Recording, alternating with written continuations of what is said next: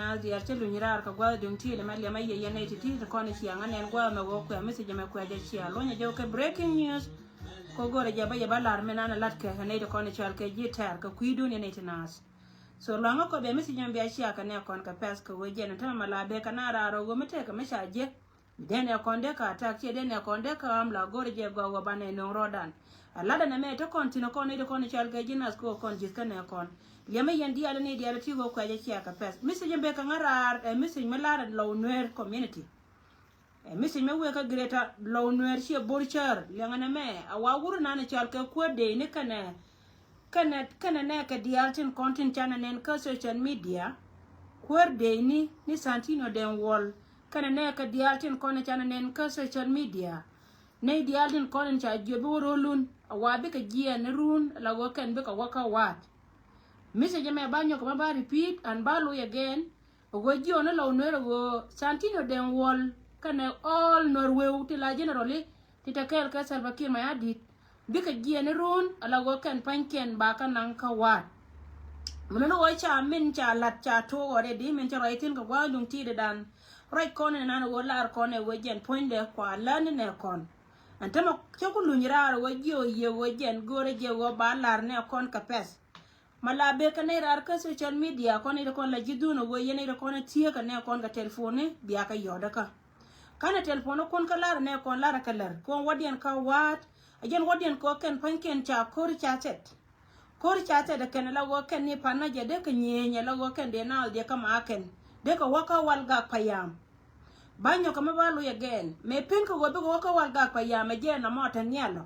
mulno go waka ala go ken waka re do aran del ka mai ken tin kon cha tan ko jen gwamba la dien ba wato tin mo ko to ka lo nor be ko lo waka greta pan gak and then mo go jen ko greta pan gak be ko lo ku yer ka bentiu akan go tin kono ko ta gede ken titi ka ken kono go ro ba lar kon go lianga yene to kon chal ken ne kon ka ne me ko chia ka pesa information ma chu ken kon so santino den wall be jene de che jalla be torun ken ne dialin kon la generally tin channel nen ka social media ka kwa ken dia lo kon channel nen ka social media go ken ba kan nan ka wadirun ka rian yan li shima ri pen bika lan ka wadirun ka tuk dien ka jalle go bika chuba ngwa ma ba pos dien ba cho lo pinya ken bikan korto ka wal ga payama wonne gwana tane kon te ka tine tabela mention kwana me ko jela goro de ngal chepka pes ka gari kon ngai ka melat ke ken so lakin ba go jen ma wa wolar ke bikan gwa dang raw to bikan ka jako ken bugu jente shungatin ajo me we ka westa kobo yene de kon te ka westa kobo switcha ne de kon te dormo chal ka kun ka payam si ngai wo ka yen target yen je kun ka payam si ngai wo ka yen target me lar ka je chenga dan go bina o jale dun kwan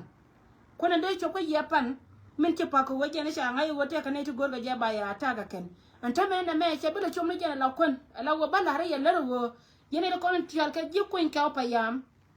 awa bina jien ka do we dan bika jien ka do we dan kan de ne to kon tial ka de ni ken tin je ka wa bika jien ka do we dan awa bika ben la wo ken pan ken be ben ken bika ben dor na ni tial ka ala dor jago na ni tial ulang ka ulang so bika ben ka wolan ka bika pen wijal bitana bika woga nyam siang ala wo ken bika woga raiwang ba wo pen ko nka woka ken le ngaka tiri ko jen la ka kaye ko wo biya kula ngaya go wo ken ti kon lat ka ken biya wujun biya ngai bika woka ko nka payam bika wala wo bika woka raiwang bika woka karim le ngaka go bika woka karim bika pen ko nka payam ka kanetin kono be ben kay char kan de ni kono lingen kay be ben ko ngara ka runo te ka tanken be wonien la wojen bi ko wonien ka wal ga payam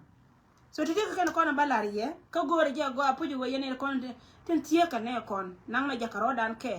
kwara ne me kono je chia ka pes information mu gore go be ne kon bi ka te ka le me jinwar ma ngi je go me latke ala dan kon jar kel shelan me nyando mu ku dier ka ne ku te kono te pinga go wonte na te dedu misa joka misa kwa chia wote ka mugor ka tele payment mugor ka paybook